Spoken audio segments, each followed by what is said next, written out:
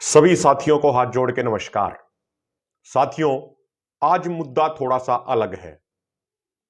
वो अलग मुद्दा इसलिए है कि मैं देख रहा हूं पिछले 2-3 दिन से ट्विटर के ऊपर, सोशल मीडिया के ऊपर एक फिल्म की चर्चा चल रही है और यह फिल्म है द कश्मीर फाइल्स। विवेक अग्निहोत्री ने बनाया है इसे और इस फिल्म में इस तरीके से कुछ दिखाया गया है कि 1990 के दौर में कश्मीरी पंडितों के साथ क्या हुआ, वो उन्होंने बताने का प्रयास किया है। लेकिन वो बताते बताते विवेक अग्निहोत्री ने उसमें हिंदू मुसलमान एंगल का भी तड़का लगा दिया, उसमें एक धार्मिक उन्माद की भी कोशिश कर दी। लगभग पिछले 8 सालों से मैं कश्मीर में जाता रहा हूं और जाने का अर्थ यह नहीं है कि वहां गए और किसी होटल में रुक के आ गए या घूमने फिरने के लिए गए, यह नहीं है। मैं कश्मीर में गया तो कश्मीर के गांवों में रुका हूं, कश्मीर में लोगों से बातचीत करी है, उनसे संवाद किया है, चीजों को समझने का प्रयास किया है जमीन पे जाके। और आपको मैं एक चीज और बताऊं कि जब मैंने वहां जमीन का अनुभव लिया है तो इसीलिए मुझे लगा कि हकीकत क्या है वहां की, यह आपके साथ साझा करना जरूरी है। क्योंकि एक व्यक्ति जो फिल्म में देखता है वही उसके दिमाग में सेट हो जाता है, उसी अनुसार उसकी धारणा बनने लग जाती है और उसी अनुसार वो आगे सोचता है, उसी अनुसार वो दूसरों को दिखाता है। तो किस तरीके से इस फिल्म में विवेक अग्निहोत्री ने हिंदू मुसलमान का तड़का लगा दिया, किस तरीके से कुछ चीजों को गलत तरीके से दिखाया गया, यह सब आपके सामने बताना बहुत जरूरी है।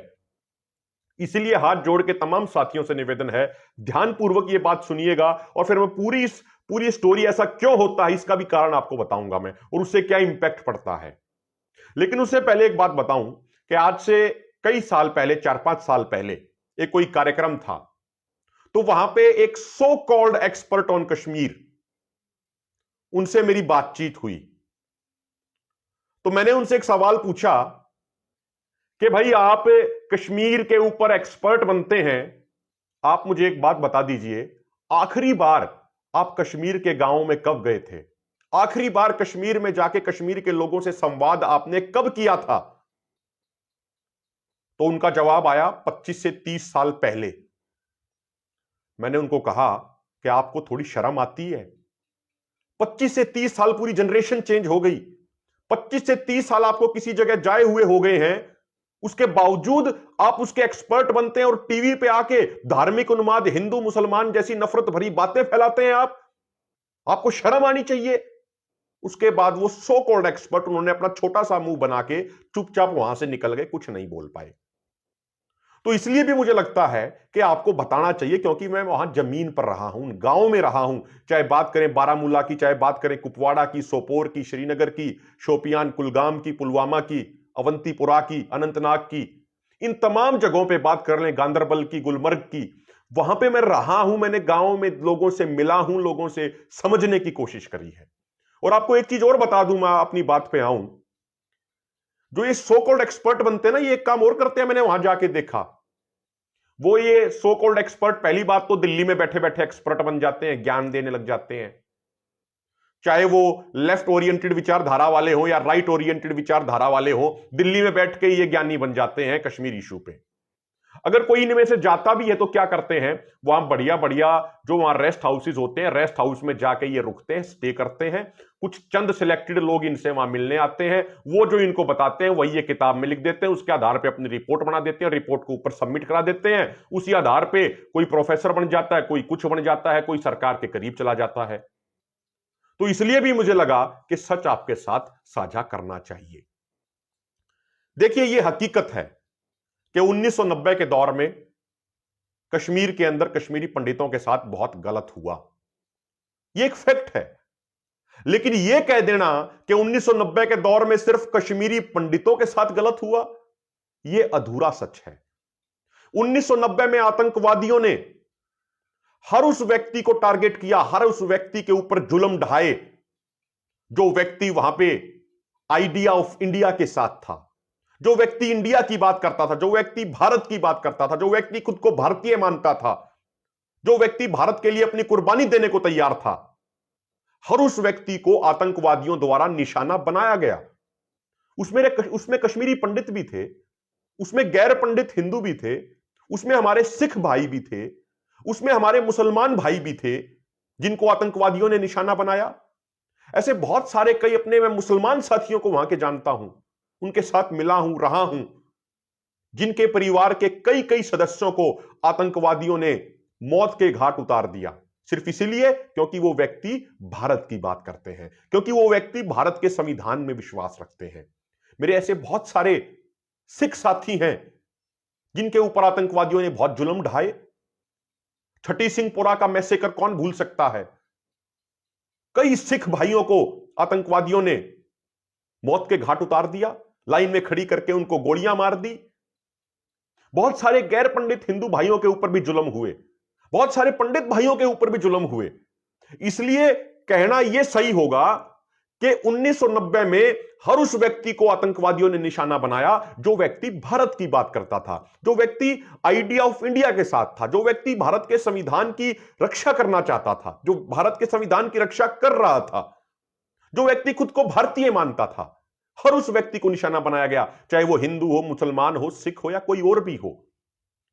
मैं आपको दो चार फैक्ट और देता हूं। 1947 में जब पाकिस्तानी सेना और पाकिस्तान के कबीलाई आतंकवादियों ने कश्मीर के ऊपर हमला किया था, तो उस समय एक 19 साल का नौजवान था, मोहम्मद मकबूल शेरवानी। यह बारामूला का रहने वाला था। मैं एक चीज आपको उसके बारे में, एक इंटरेस्टिंग फैक्ट मैं बताता हूं, और वो फैक्ट यह है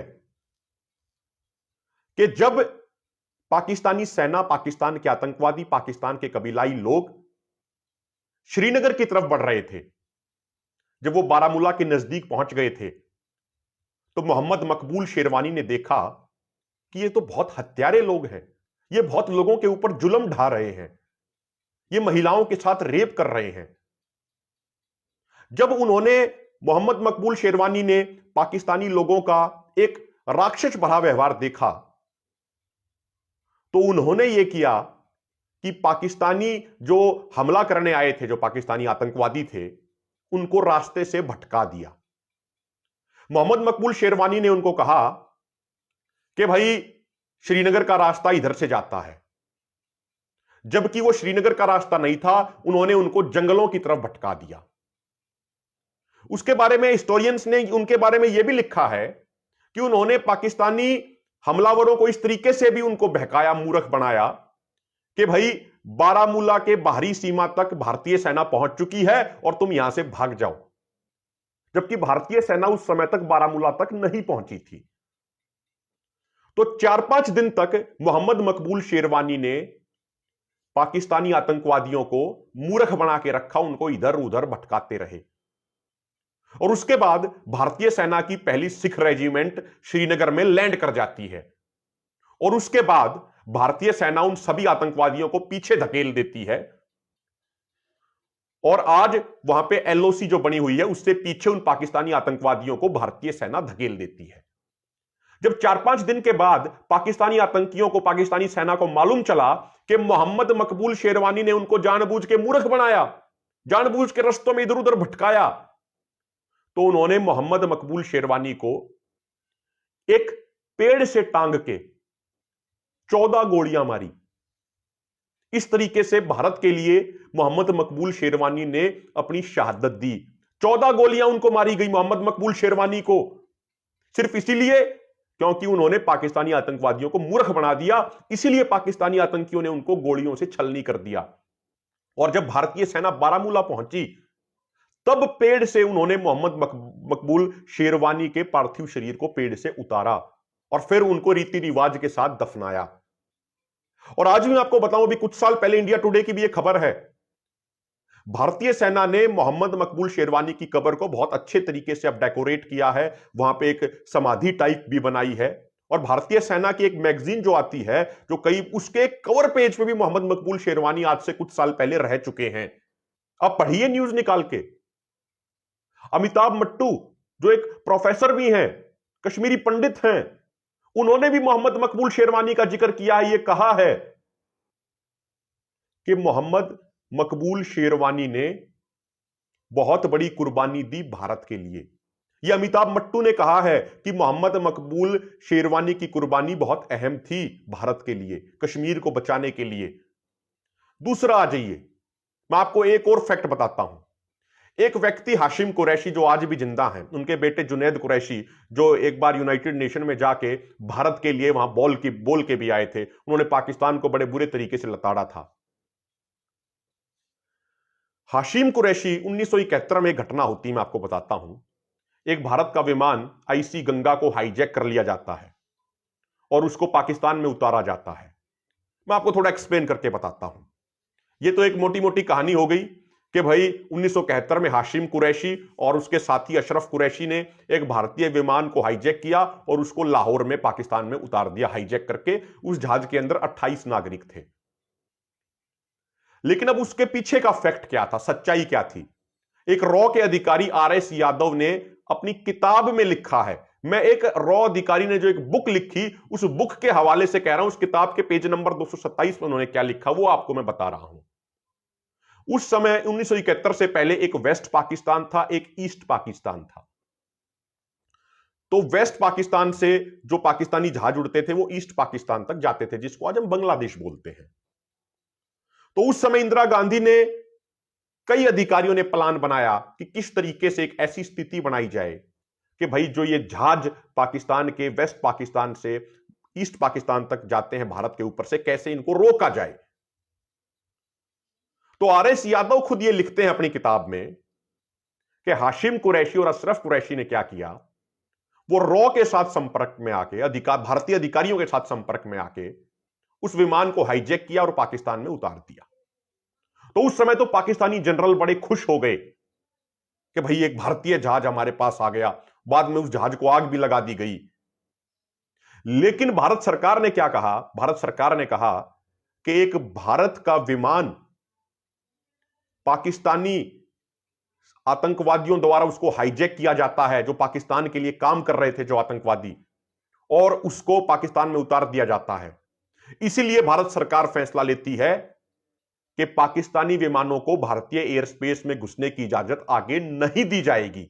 यानी जो वेस्ट पाकिस्तान से ईस्ट पाकिस्तान तक जो जहाज जाते थे, उनको भारत के ऊपर से उड़ने की इजाजत अब नहीं दी जाएगी। वो इजाजत कैंसिल कर दी। और पूरी दुनिया को यह लगा कि भाई बात तो ठीक है, क्योंकि पाकिस्तान से संबंधित आतंकवादियों ने भारतीय जहाज को हाईजैक कर लिया, तो इसलिए भारत ने यह कदम उठाया। तो पूरी इंटरनेशनल जो कम्युनिटी थी वो भी उस पर एग्री हो गई। तो उसके बाद क्या हुआ कि जो पाकिस्तानी, जब 1971 का युद्ध शुरू हुआ, तो उस समय वेस्ट पाकिस्तान से पाकिस्तानी जहाज उड़ान भरते थे और वो नीचे से होते हुए श्रीलंका के पास से होते हुए वो ईस्ट पाकिस्तान तक जाते थे। बहुत लंबा सफर तय करना पड़ता था। उसके बाद भारतीय सरकार ने श्रीलंकन गवर्नमेंट से बात की और यह कर दिया कि भाई कोई भी पाकिस्तानी जहाज श्रीलंका में भी रिफ्यूलिंग करा के नहीं जाएगा। तो जब 1971 का युद्ध हुआ, तो उस समय पाकिस्तान की जो आर्मी का बेस, जो हेडक्वार्टर वेस्ट पाकिस्तान में था, वो ईस्ट पाकिस्तान में, जिसे आज बांग्लादेश बोला जाता है, वहां पे अपने फौजियों को हवाई रास्ते से कोई रसद, कोई सामग्री पहुंचा ही नहीं पाए, तो उनको एक तरीके से कट कर दिया। और 1971 के युद्ध में भारत जीत गया और बांग्लादेश बन गया। बाद में जब पाकिस्तानियों को यह समझ में आया, तो उसके बाद हाशिम कुरैशी कई साल पाकिस्तानी जेल में रहे। ISI ने उनको टॉर्चर किया और उसके बाद किसी तरीके से वहां से वो निकलकर भागे। आज भी वो जम्मू कश्मीर में रहते हैं और सिक्योरिटी के साथ रहते हैं, क्योंकि ISI के नंबर 1 टारगेट है हाशिम कुरैशी। क्योंकि हाशिम कुरैशी ने एक बड़ा रोल निभाया 1971 में भारत की जीत में और बांग्लादेश बनवाने में। अब एक और आज ये नाम उदाहरण देता हूं, लेफ्टिनेंट उमर फयाज, 22 साल के, अभी 4-5 साल पहले राजपूताना राइफल्स में वो अपनी बहन की शादी के लिए घर पे शोपियान गए हुए थे। उस 22 साल के नौजवान को आतंकवादियों ने मार दिया, क्योंकि वो नौजवान भारत की बात करता था, वो भारत के लिए काम कर रहा था, वो अपने आप को भारतीय मानता था। एक और आ जाइए, मैं एक लड़की का आपको उदाहरण देता हूं, 14-15 साल की, हनाया निसार। और मैं खुद उस चीज से जुड़ा रहा हूं, इसलिए मैं आपको यह बता रहा हूं। हनाया निसार स्काई मार्शल आर्ट की बहुत अच्छी खिलाड़ी, एक चैंपियनशिप थी विदेश में, वहां उनको जाना था, लेकिन भारत में वो चैंपियन रह चुकी थी। वहां पे इंटरनेशनल उस चैंपियनशिप में उसे भारत को रिप्रेजेंट करना था, लेकिन जाने के लिए पैसे नहीं थे, जहाज का किराया नहीं था। किसी और व्यक्ति के माध्यम से वो बात मेरे तक पता चली और मुझे यह सौभाग्य प्राप्त हुआ मेरे अपने साथियों के सहयोग से कि हम उसकी हवाई जहाज की टिकट करा पाए। उसके लिए हमने कुछ ना कुछ सहयोग दिया और वो लड़की हनाया निसार वहां स्काई मार्शल आर्ट में इंटरनेशनल चैंपियनशिप में भारत के लिए गोल्ड मेडल जीत के लाई और वहां उसने तिरंगे के साथ अपनी फोटो खिंचवाई। और ये जो पूरी स्टोरी थी ये इंडिया टुडे ने भी कवर करी, बहुत सारे अखबारों ने भी इस स्टोरी को कवर किया। उसमें बताया किस तरीके से एक हरियाणा के नौजवान ने एक कश्मीरी लड़की को अपनी बहन मानते हुए सहयोग किया। वो भी आज तक ने भी बहुत सारे न्यूज चैनल्स ने उसको कवर किया और जब वो स्टोरी हाईलाइट हुई तो उस समय जम्मू कश्मीर गवर्नमेंट ने भी उस लड़की को अवार्ड दिया और यहां तक कि हमारे प्राइम मिनिस्टर ने मन की बात में उस लड़की का हनाया निसार का जिक्र किया। आप अखबार उठा के देख लीजिएगा, आपको पता लग जाएगा। आज भी जो कश्मीर के अंदर जो एनकाउंटर होते हैं उसमें जो आतंकवादी मारे जाते हैं, जो फॉरेन टेररिस्ट जो मारे जाते हैं, उनकी सूचना पुलिस तक, सेना तक कैसे पहुंचती है? वहीं के लोकल जो आतंकवाद से परेशान हैं, जो आतंकवाद से दुखी हैं, वो सूचना पहुंचाते हैं आर्मी तक और पुलिस तक और उसी के आधार पे आर्मी और पुलिस अपनी कार्रवाइयां करती है और उन आतंकवादियों को ढेर करती है। वहीं के लोकल व्यक्ति हैं। जम्मू कश्मीर पुलिस के अंदर एसओजी है, स्पेशल ऑपरेशन ग्रुप, उसमें लोकल मुस्लिम भी हैं। यानी तमाम वे लोग आज आतंकवाद का खात्मा चाहते हैं क्योंकि वो आतंकवाद से परेशान हैं और वो भारत एज ए आइडिया के साथ हैं, भारत के संविधान में विश्वास रखते हैं। लेकिन कुछ फिल्म प्रोड्यूसर अपना पैसा कमाने के लिए, हिंदू मुसलमान का धार्मिक एजेंडा चलाने के लिए, राजनीति करने के लिए उसको इस तरीके से दिखाते हैं कि जैसे सिर्फ कश्मीरी पंडितों के साथ गलत हुआ। मैं मानता हूं कश्मीरी पंडितों के साथ गलत हुआ, लेकिन यह मत कहिए कि सिर्फ कश्मीरी पंडितों के साथ गलत हुआ। जो आदमी भारत एज ए आइडिया में विश्वास करते थे, हर उस व्यक्ति को निशाना बनाया गया आतंकवादियों द्वारा। बहुत सारे मुसलमानों ने हजारों की संख्या में वहां पे भारत के लिए अपनी कुर्बानी दी क्योंकि वो खुद को भारतीय मानते थे और आज भी वो आतंकवाद के खिलाफ जंग लड़ रहे हैं क्योंकि वो खुद को भारतीय मानते हैं। जम्मू कश्मीर लाइट इन्फेंट्री है आर्मी के अंदर, उसमें भी बहुत सारे कश्मीरी मुस्लिम्स हैं। बहुत सारे कश्मीरी मुस्लिम अधिकारी मेजर जनरल तक भी गए हैं, ब्रिगेडियर तक भी बने हैं। और मैं आपको अपना जमीनी अनुभव बताऊं वहां का, वहां मुद्दे क्या हैं, यह समझना बड़ा जरूरी है। जब हम वहां पे गए तो हमें पता लगा कि एक किसान को अपना केसीसी का कार्ड बनवाने के लिए अपनी जमीन के कागजात भी देने पड़ते हैं और साथ में 2 सरकारी कर्मचारी गारंटर भी देने पड़ते हैं। ये असली मुद्दे अब मैं आपको बता रहा हूं। जबकि रेस्ट ऑफ इंडिया में क्या है कि भाई केसीसी का कार्ड बनवाना, अपनी जमीन के कागज दे दिए, आपका केसीसी बन गया। 1 लाख का, 90,000 का, 95,000 का। वहां पे जमीन के कागज भी देने का नियम था और साथ में 2 सरकारी कर्मचारी गारंटर दो बैंक को। हमें जब पता लगा आज से 4-5 साल पहले, हमने इस मुद्दे को जगह जगह उठाया, कई कार्यक्रम किए, कई प्रोग्राम किए, तो उसके बाद उनको वो रूल हटाना पड़ा। हमने कहा यार, जिसके घर में 2 सरकारी कर्मचारी होंगे वो 1 लाख का केसीसी क्यों लेगा, और जिसके घर में सरकारी कर्मचारी नहीं होंगे तो उसके केसीसी के लिए गारंटर कोई क्यों बनेगा? भाई जब रेस्ट ऑफ इंडिया में सिर्फ जमीन के कागज दिए और आपको केसीसी का लोन मिल गया, तो अब यहां पे 2 सरकारी कर्मचारी गारंटर के तौर पे क्यों पूछते हैं आप? ये भेदभाव क्यों है? बाद में वो नियम बदला गया। सेब की खेती वहां के किसान करते हैं। वहां पे जो लोकल कई पॉलिटिशियन हैं, कई पॉलिटिशियन में नाम नहीं लेना चाहता, लेकिन कई पॉलिटिशियन, उन्हें समय बहुत लग जाएगा, जो लगातार सरकारों में मिनिस्टर भी रहे, वो क्या करते हैं, वो नकली दवाई वहां पे, नकली पेस्टिसाइड वहां बिकवाते हैं। हिमाचल प्रदेश के अंदर सेब के उस खेती में मात्र 2 से 3 बार स्प्रे करने पड़ता है, लेकिन जम्मू कश्मीर में सेब के किसानों को 17 स्प्रे करने पड़ते हैं। कई बार जब वहां किसानों के पास हम जाते थे, हम कहते थे यार ये सेब खिला दो, पैकिंग कर रहे हो, उसने कहा कि साहब ये आपको नहीं खिलाएंगे क्योंकि 17 टाइम्स इसमें स्प्रे किए हुए हैं। वो 17 बार स्प्रे क्यों करने पड़ते हैं? क्योंकि जो वहां पे पेस्टिसाइड दवाई का जो माफिया, जो पूरा उगिरी चल रही है, उसमें कई लोकल पॉलिटिशियन वहां के शामिल हैं। वो क्या करते हैं, एक पेस्टिसाइड की दवाई ऐसी देते हैं जिससे दूसरी बीमारी पैदा हो जाए, उसके लिए दूसरा पेस्टिसाइड इस्तेमाल करो, तीसरी दवाई, फिर वो तीसरी बीमारी पैदा हो जाती है, फिर उसके लिए नया पेस्टिसाइड इस्तेमाल करो, फिर चौथी हो जाती है, 5वीं, ऐसी चीजें चलती रहती हैं। और इसलिए उनकी जो इनपुट कॉस्ट थी किसानों की, वो 17 टाइम्स इंक्रीज हो गई। और आज से 20 साल पहले जो उनकी सेब की पेटी 250 रुपए में जाती थी, वो आज 20-22 साल बाद मात्र 600 रुपए में जा रही है। ये वहां का एक्चुअल मुद्दा है, किसानों का मुद्दा वहां का एक्चुअल मुद्दा है। वो किसान ये कहते हैं कि हमारी लागत मूल्य 20-22 साल में इतनी बढ़ गई, तो हमारी फिर ये सेब की कीमत क्यों नहीं बढ़ रही है? जो सेब आपके यहां दिल्ली में बड़े बड़े शहरों में जो मॉल के अंदर जो हम लेते हैं, जिसको हम 150, 200 रुपया किलो हम लेते हैं, बेस्ट क्वालिटी का एप्पल, उसके वहां के किसान को मिलते हैं मात्र 30 से 35 रुपया, मात्र 30 से 35 रुपया मिलता है। तो वहां के किसान का एजेंडा यह है कि भाई उनको उनका अधिकार मिले। आज से 2-3 साल पहले जब बेमौसम बर्फबारी के कारण 30% सेब के पेड़ टूट गए थे, तो उस समय जो वहां पे गवर्नर थे, उन्होंने बड़े बड़े दावे किए कि नेफेड आके इतने लाख पेटियां सेब खरीद लिया, जबकि हम जमीन पे गए तो हमें पता लगा नेफेड ने कोई सेब की पेटियां नहीं खरीदी, मात्र कुछ ही हजार सेब की पेटियां खरीदी, जबकि वहां पे 10 से 12 करोड़ सेब की पेटियों की पैदावार है। यानी ग्राउंड पे गवर्नमेंट फंक्शन नहीं कर रही थी, किसानों के लिए कुछ नहीं दे रही थी। हमने नौजवानों का वहां मुद्दा देखा, नौजवानों की बेरोजगारी हमने वहां देखी। मैंने एक अपनी रिपोर्ट भी लिखी थी, उस रिपोर्ट में भी इस चीज का जिक्र किया, क्योंकि 7 से 8 साल में वहां पे जमीन पे रहा हूं।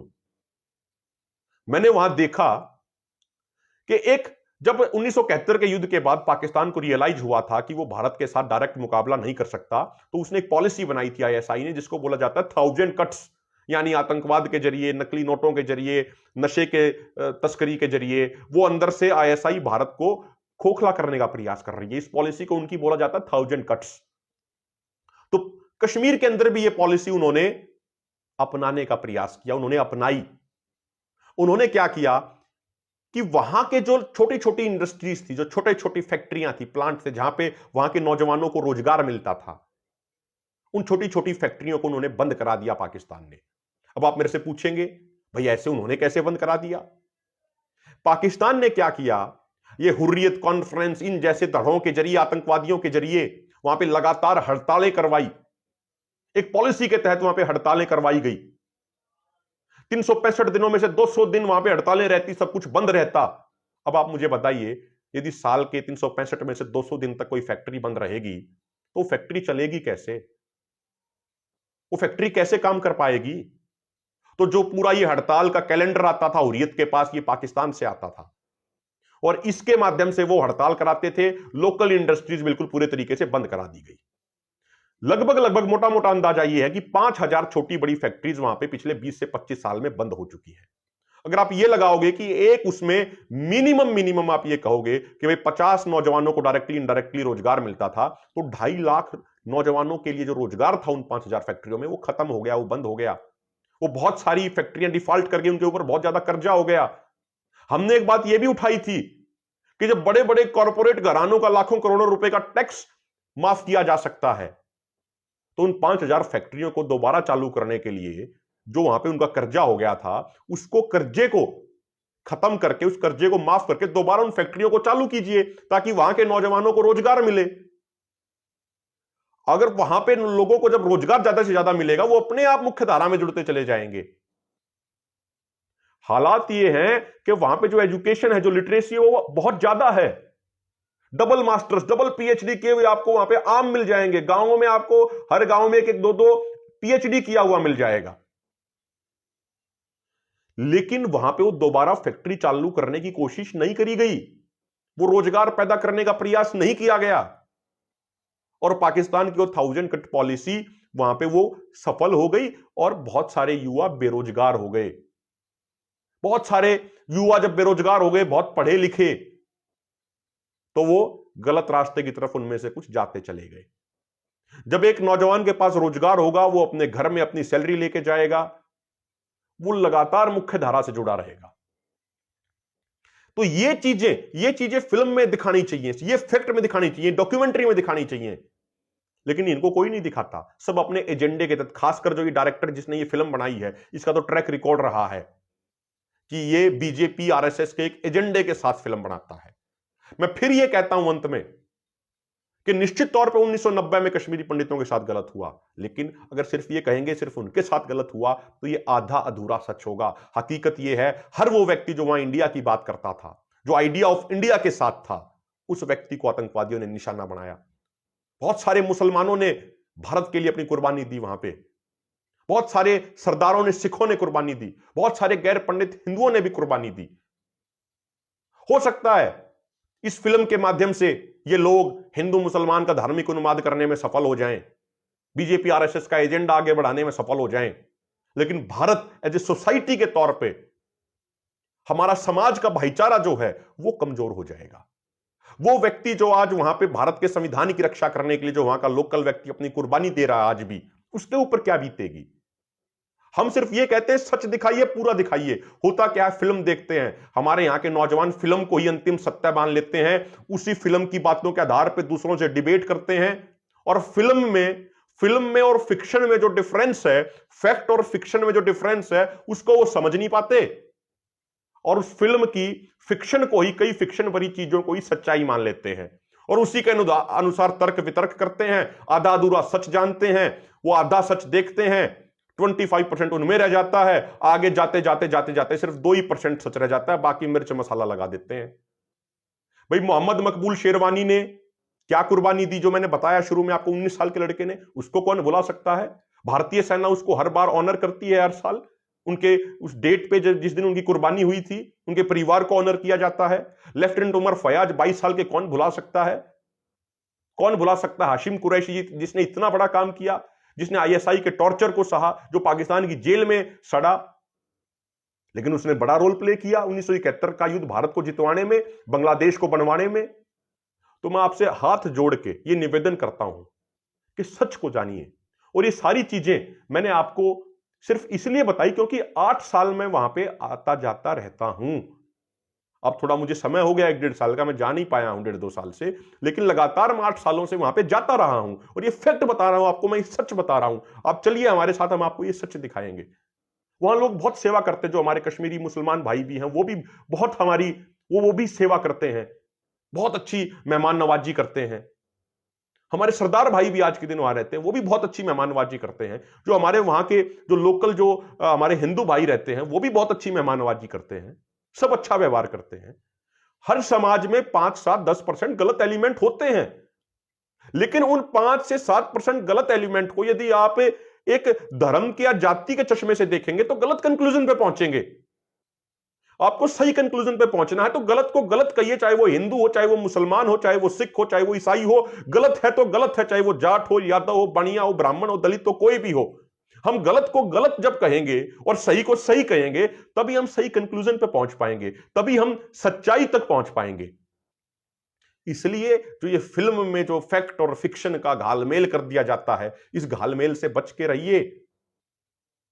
ज्यादातर हमें एक बात और समझनी है, मैं दोबारा उस बात को रिपीट कर रहा हूं। होता क्या है कि जो फिल्म में जो आज 19 साल, 20 साल, 25 साल का जो नौजवान देख रहा है, वो खुद की कोई रिसर्च नहीं करता, कुछ नहीं करता, वो उस फिल्म को ही अंतिम सच्चाई, अंतिम सच मान लेता है, उसी के अनुसार पे वो तर्क वितर्क करता है, उसी के अनुसार पे वो अपनी वोट डालने की मानसिकता बनाता है।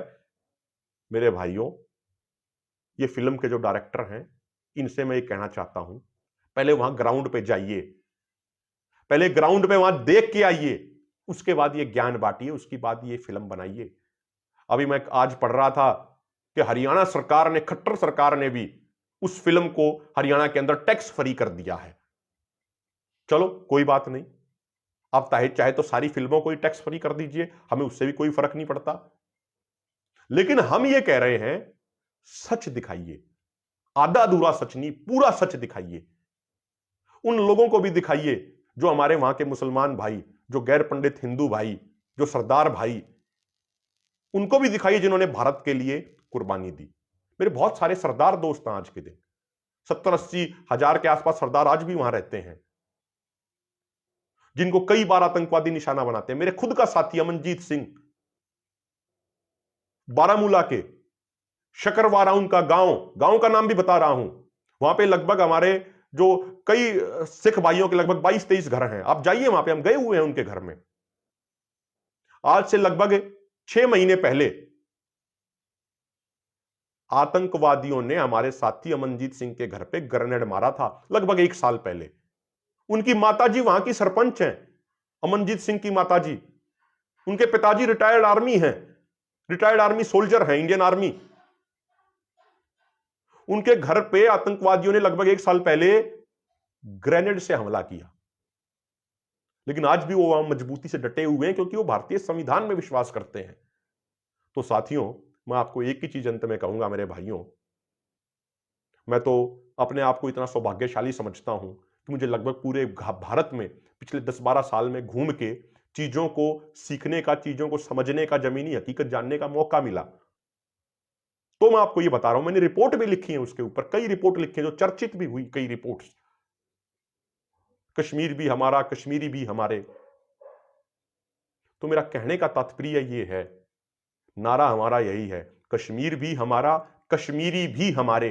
चाहे उसमें वो कश्मीरी, चाहे वो हिंदू हो, मुसलमान हो, सिख हो, ईसाई हो, कोई भी हो, हमेशा सच जानिए। जब सच जानेंगे तभी सही कंक्लूजन पे पहुंचेंगे।